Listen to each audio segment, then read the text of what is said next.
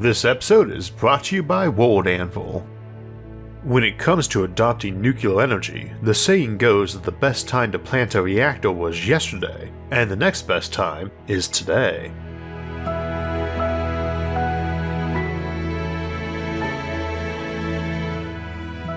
So today we were looking at nuclear power, and how and if we should finally embrace it as a major energy source after decades of controversy and association with nuclear weapons.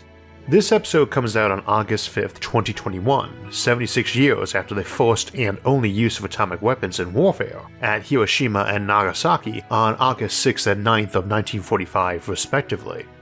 A full human lifetime has passed since then, and we're still not sure how many people died during the attack itself, or from radiation-related illnesses afterward, but most figures put it at well over 100,000. Thankfully, no other atomic weapons have seen battlefield use, though that would have been surprising to most folks who lived during the Cold War that followed. I was 10 years old when the Berlin Wall fell, an event that is usually seen as the end of the Cold War, in much the same way Hiroshima and Nagasaki are seen as the end of World War II, and prior to that it was taken as a given by so many people that atomic warfare would be the death of our civilization, and probably sooner than later. Taken in that context, it makes sense why nuclear energy seemed to be an easy sell during the Cold War, when nuclear technology was already being mass-produced, and is at least partially at fault for much of the anti-nuclear sentiment we saw in years that followed. There are rational reasons to fear using nuclear energy, but also a lot of irrational ones too, and many that maybe straddle that gap. For those who remember living under the looming fear of impending nuclear war, the desire to scrap every bomb and power plant could be understandable. If you're going to title an episode Embracing Nuclear Power, it generally won't shock folks that it has a pro-nuclear theme, but we also aren't going to bury our heads in the sand about potential problems with nuclear power or the advantages of alternative technologies. There's a lot of bad arguments against nuclear power, but there's some bad ones for promoting it too. For instance, a lot more folks have died mining coal and drilling for oil than in all of our nuclear accidents combined. And while those numbers would be dramatic to quote, it's also not a terribly fair argument against those technologies, let alone solar, wind, hydroelectric, and geothermal. A lot of folks have died in accidents building, maintaining, and installing those power sources too, but the entire line of reasoning is flawed. Coal mining deaths in the US have dropped from over 2,000 a year a century ago to about 10 a year today. Part of that is due to advances in technology and more serious efforts at workplace safety, but a lot is simply a result of practice and knowledge. Any technology is going to have risks associated with it, some obviously a lot more than others, but we often can't know how to properly control and mitigate those risks until we've experienced enough of them to understand where they exist. Sadly, it's hard to do any sort of risk analysis without a significant amount of first-hand experience, and statistical analysis only works with data. We also need to keep in mind that statistics can be used to distort real risks, and it is downright contemptible how some anti-nuclear advocacy groups warp the dangers to suit their agendas.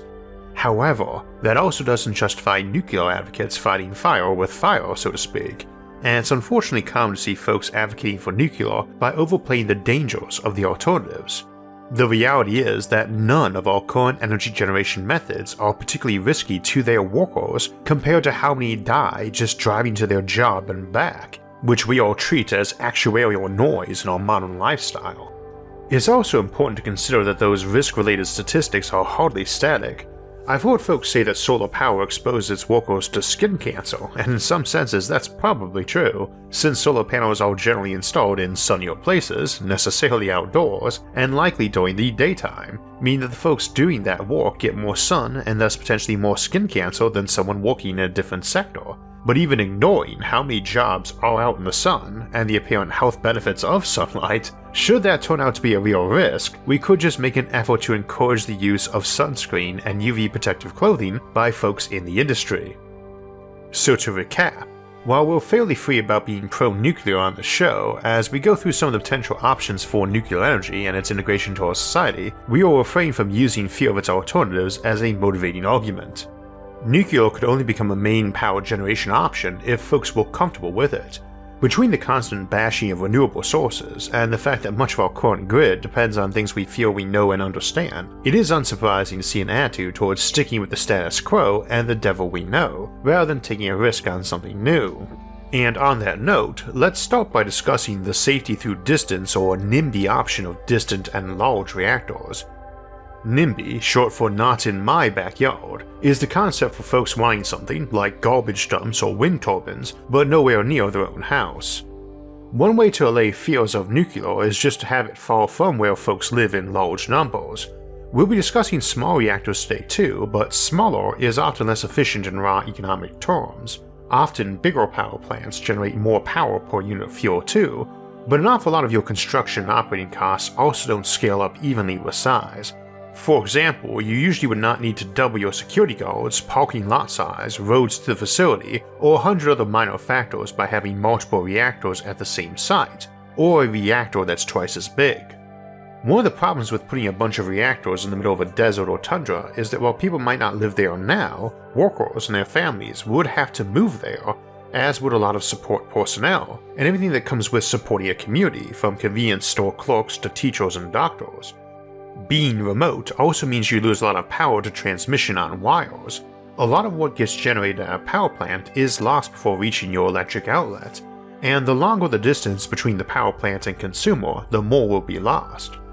In many ways, having a large reactor is the most attractive path for deploying nuclear, since it lets us run maybe a dozen big sites far from human habitation, not in anyone's backyard except for those who pay for the mortgage of their backyard by working at said power plant. So how do you make it easier to place power generation far from habitation?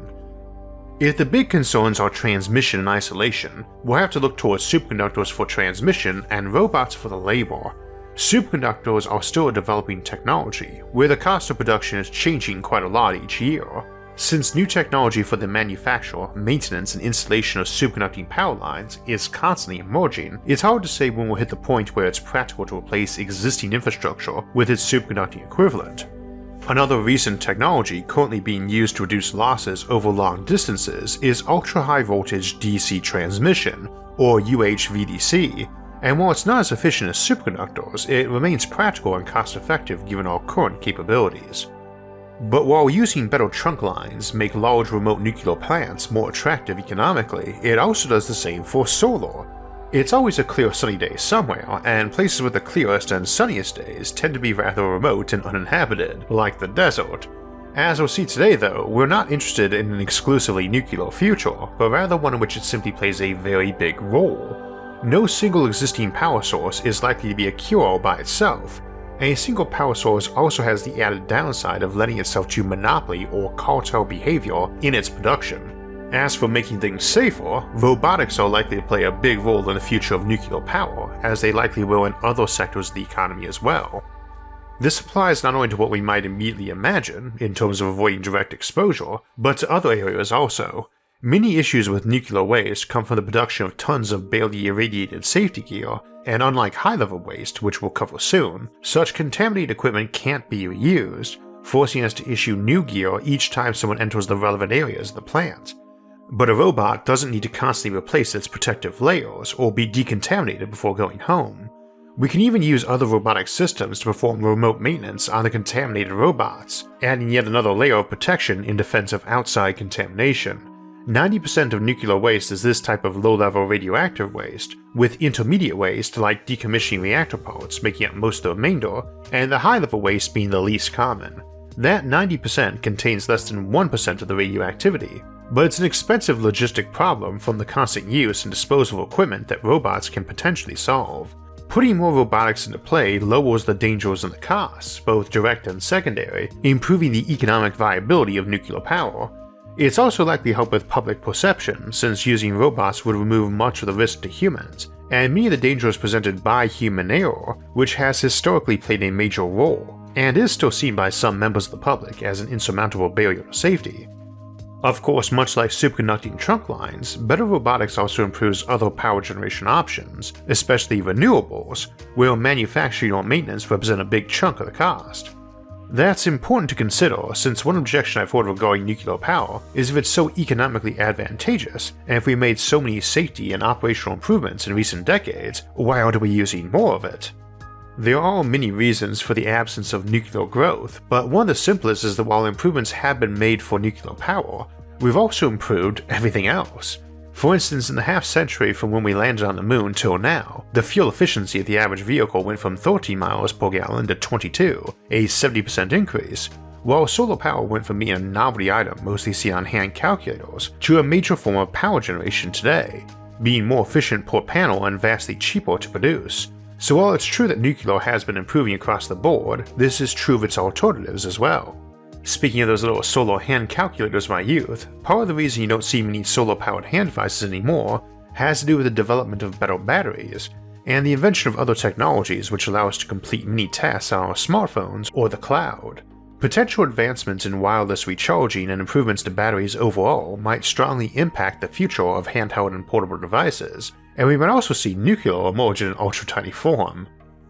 The suggestion of having a small nuclear reactor or RTG in your pocket might raise some concerns, so it's probably wise to put those dangers into context with a quick look at the different kinds of radiation. Of the 4 major types of ionizing radiation, alpha, beta, gamma, and neutron, one of the least damaging and dangerous is beta, coming in under gamma's weaker cousins, X-rays and UV light. Beta particles consist of electrons and their antimatter counterparts, positrons. The best example of beta radiation is the banana equivalent dose, a unit of measure mostly used to make it clear how omnipresent radiation is and how minimal its impact typically is.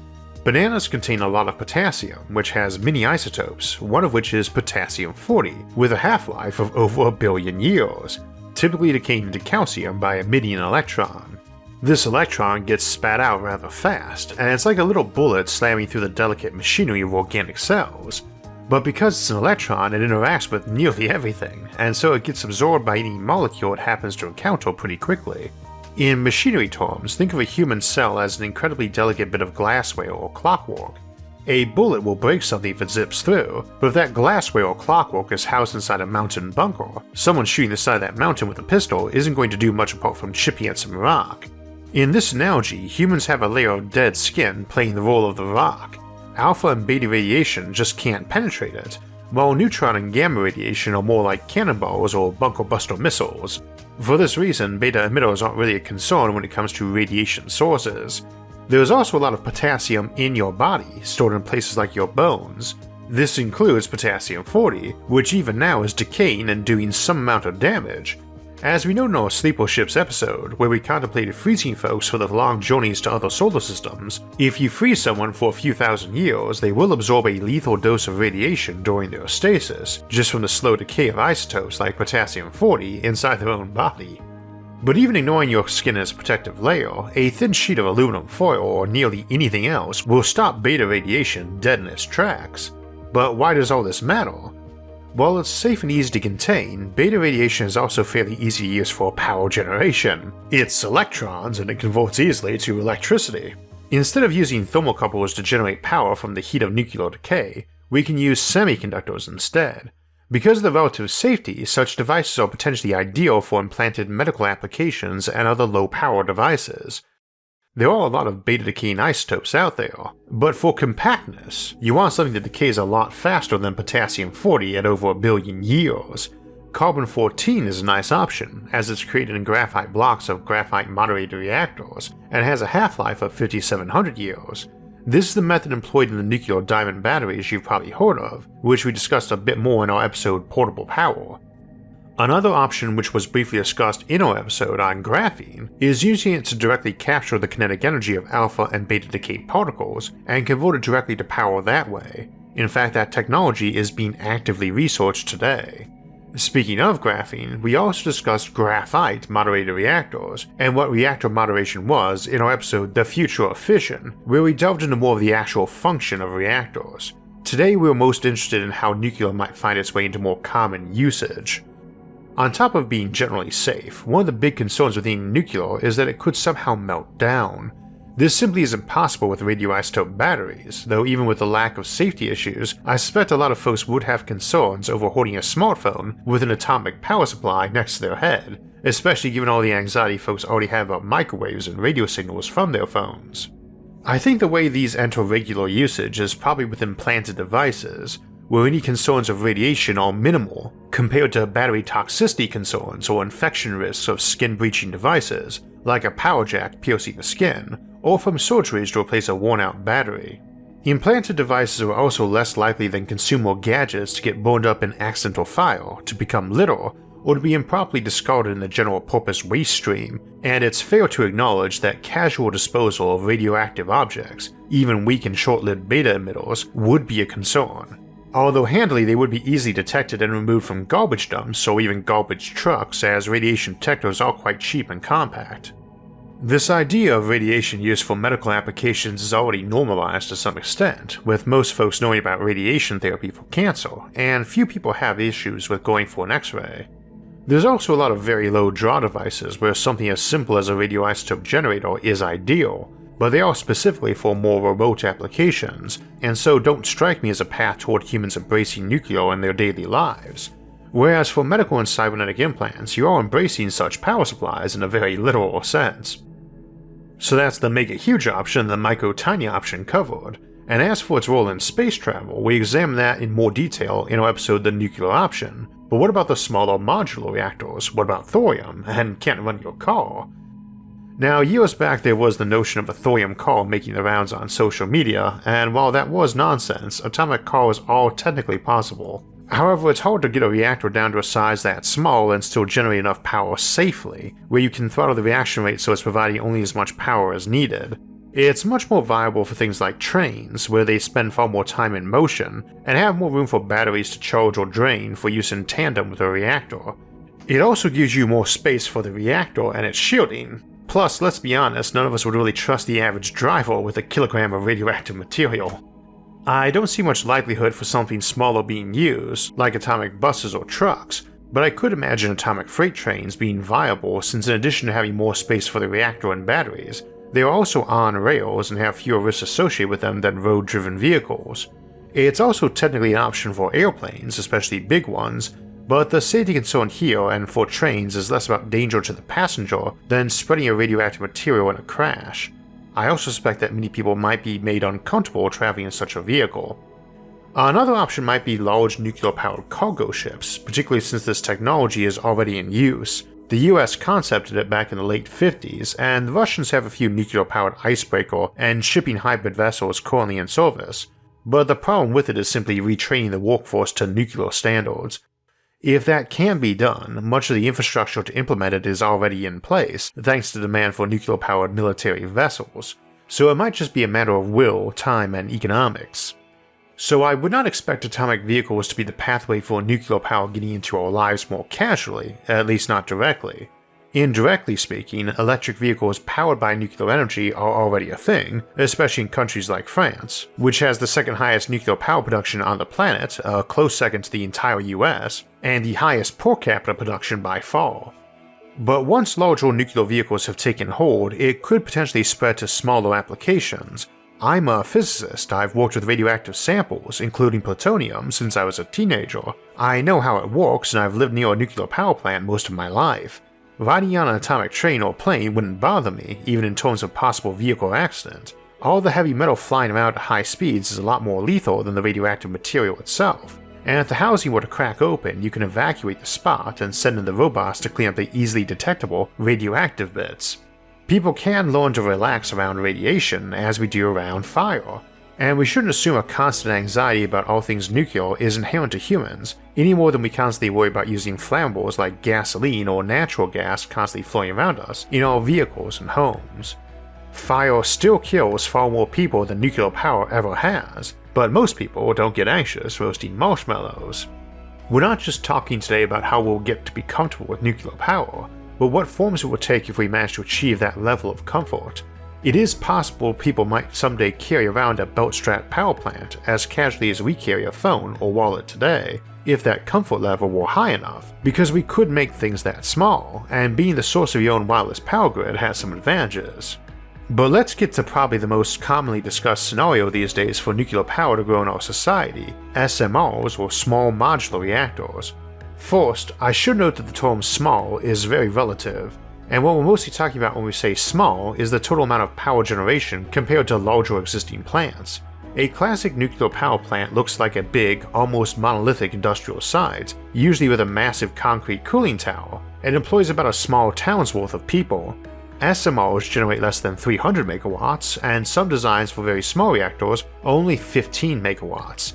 We just discussed nuclear power options in the sub-megawatt range for vehicles and the milliwatt range for medical applications, so something generating enough power to supply thousands of homes doesn't seem small, much less very small. So too, when we say modular in this case, it mostly relates to construction and maintenance. With a modular reactor, much of this work could be done off-site in a controlled factory environment, then shipped as modules for assembly at the power plant site, speeding up construction and repairs and enhancing both efficiency and safety. Factory production also means economies of scale and standardization of production, reducing the one-off construction costs and overhead associated with many larger power plant designs. As an additional boon, maintenance and quality control also improve with standardization and mass production you get from producing modules. I'll add as an aside that 3D printing might see a role in power plant construction too, an expansion on what we see with Oak Ridge's Transformational Challenge Reactor program 3D printing the reactor's core. 3D printing allows remote fabrication where hazardous materials might be a factor, and we can make big 3D printers that print whole buildings too.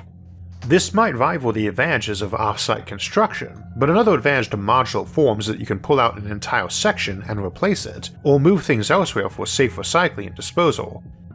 I think the popular view of SMRs when they show up as a reactor that you carry in the back of a truck or on a train car for rapid deployment, and while there are some models in development along those lines, I should note that this is not what's generally meant when the topic's discussed.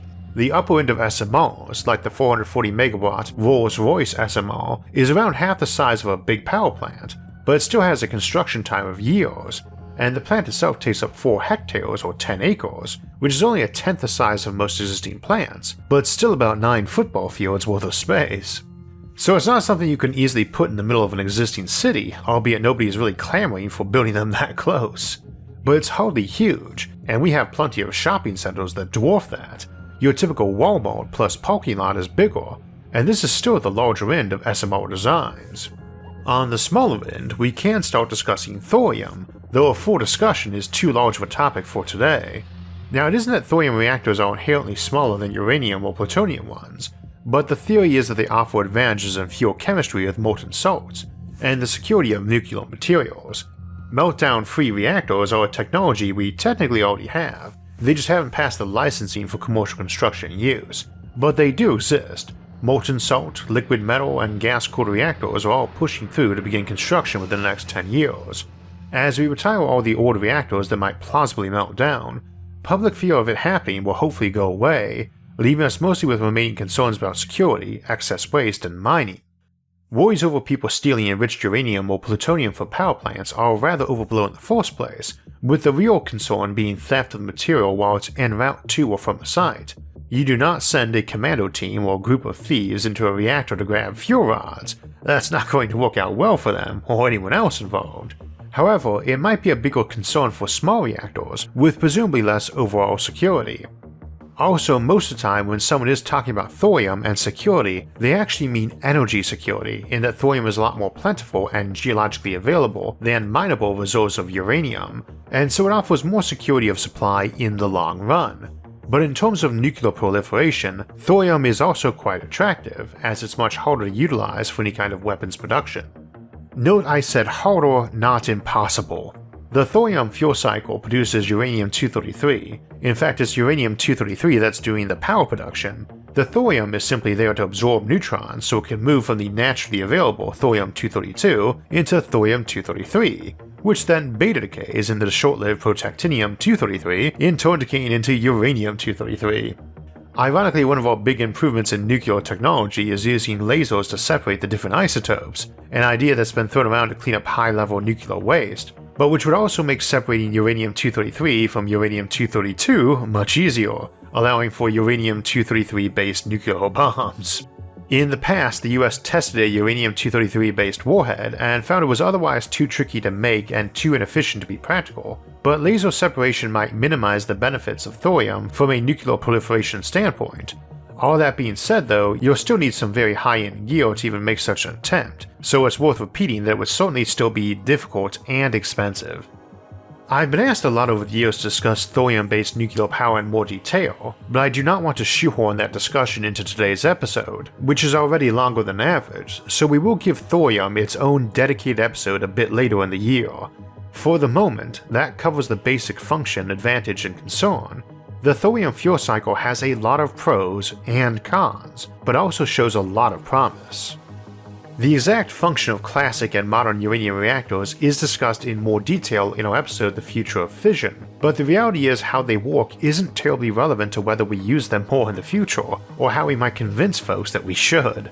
Fundamentally, the issue in convincing folks that radiation is mundane, and not some dangerous phantasmic boogeyman. It's everywhere around us, and really just particles moving quicker than normal, bouncing around so they get absorbed. There's no perfectly safe reactor, any more than there's a perfectly safe combustion engine. Trying to convince folks it's safe by statistics isn't likely to sway them, because we don't really process dangers in that way, and it's more how they poke at us psychologically. Necessity and familiarity are what let us handle fire and knives constantly without excessive concerns, and that's one reason why communities around these power plants have really high approval of them, compared to communities that aren't. I've spent most of my life living inside of one, for instance, and never realized how much distrust other communities had of them until I went away to college to learn physics. So it wasn't a deeper knowledge of physics and radiation that made me feel comfortable with them, nor most of my neighbors who aren't physicists or nuclear engineers. As to necessity, that's a bit debatable in truth, because solar is shaping up to be a viable mainstay for power generation. It's just that the two of them together, fission plus the sun's own fusion giving us sunlight and wind, especially in tandem with better batteries and superconductors, offers us true energy security. There's enough uranium to last us a long time, centuries, even without using breeder reactors, seawater extraction, or thorium, all of which offer far more. If we can't get fusion working by then it probably can't be done, and we have to switch to solar exclusively at some point. But that's okay too, since space-based solar is great at Earth's orbit. See our episode Power Satellites for more on that. A good case can be made that we'll have good solar or even fusion long before we run out of fissionable material or even conventional fossil fuels. Some might argue that investing into fission-based power infrastructure simply switches focus away from other renewables in what is often perceived to be a deadline or race to get off fossil fuels. But as I touched on earlier, while I think we should use more fission power, I don't think that our arguments against it are irrational either. There is also the argument that we should instead be investing our power infrastructure money in fusion research, in a type of Manhattan Project, to free us from energy production waste, but there's no guarantee that it would succeed, or that it would free us from that waste. As a reminder, nuclear fusion produces radiation too. Ironically, one of the most fear-mongering concerns about nuclear energy, that it will encourage weapon proliferation, is also the one I believe to be most inaccurate. It's a strange way to think of it, but I've always thought of the fight against nuclear proliferation as a bit of a lost cause. There's no particular secret to building an atomic bomb, and any nation with a handful of decent physicists and engineers could throw together a decent design in short order if they couldn't just steal or buy one from another power, so it's always been more about keeping the enriched material away. The thing is, 3D printing, robotics, and improvements in material processing, not to mention conventional explosives and switches, make building bombs vastly easier than it was in the 1940s and 50s, so I don't think you could really keep a modern nation from having one except by threats and coercion. And given that atomic bombs are often seen by nations as the ultimate defense, people can only play so rough with you if you've got them, I tend to think of preventing nuclear proliferation by controlling fissionable materials and enrichment processes as a bit of a lost cause in the long term, and that other methods would have to be utilized. Presumably soft power and other techniques can be effective, given that most nations could have nukes if they wanted, but still do not have them, and there's really not much point in having them secretly if your intent is to use them as deterrents. Possibly not the most cheerful note to end on, but if that turns out to be the case, it might be that the reason we embrace nuclear power is the same one that probably encouraged us during the Cold War. If having nuclear power plants isn't seen as increasing the odds of anyone getting the bomb, then a lot of the concerns about those power plants will simply go away. Admittedly, it does leave the door open for a lot of other concerns. But once we can move past the initial fear, I suspect it's likely that solutions for those issues will be easier to find.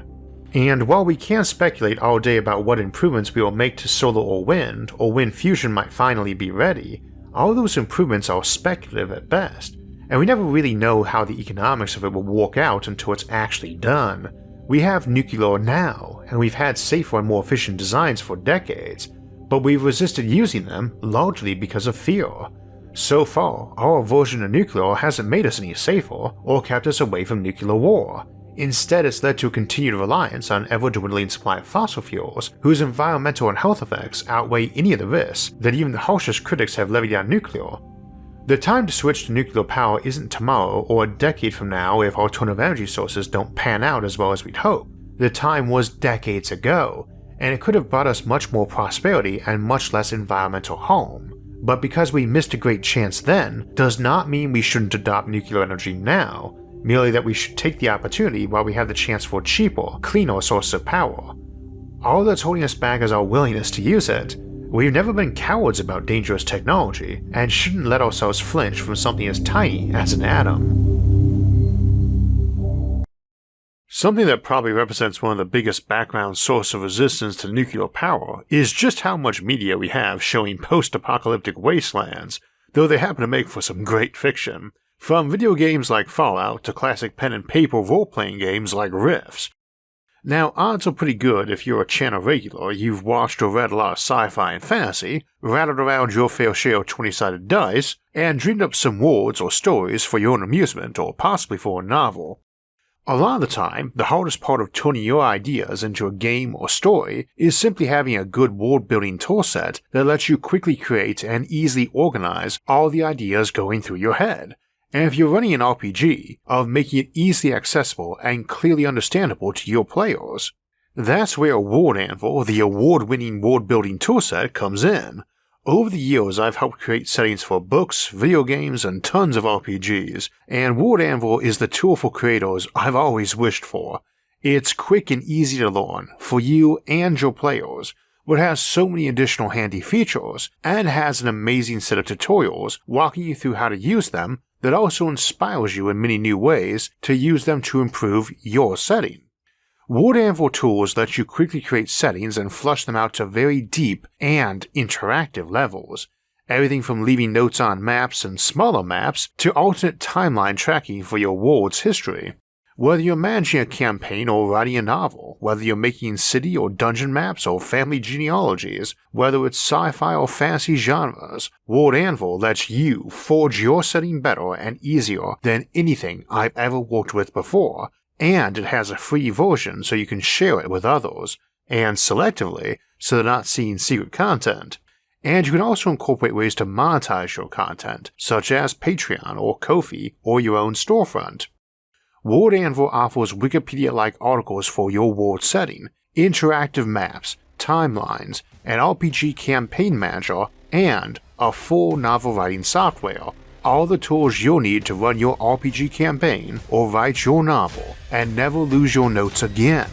If you'd like to give Word Anvil a try and let it help you forge new worlds, just click the link in this episode's description. So this wraps us up for today, but we're just getting started for August, and next week we'll look at what the next space station after the ISS will be, before we have our mid-month Sci-Fi Sunday episode, Alien Artifacts and Xenoarchaeology, on August 15th. Then in 2 weeks we'll look at fusion propulsion designs and concepts for spaceships, before closing the month out by heading all the way out to the edge of the universe, on Thursday, August 26th.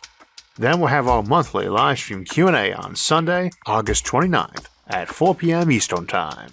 If you want to know us when those and other episodes come out, make sure to subscribe to the channel, and if you'd like to help support future episodes, you can donate to us on Patreon or on our website isaacarthur.net, which I'll link in the episode description below, along with all of our various social media forums, where you can get updates and chat with others about the concepts in the episodes and many other futuristic ideas. You can also follow us on iTunes, SoundCloud, or Spotify to get our audio-only versions of the show. Until next time, thanks for watching, and have a great week.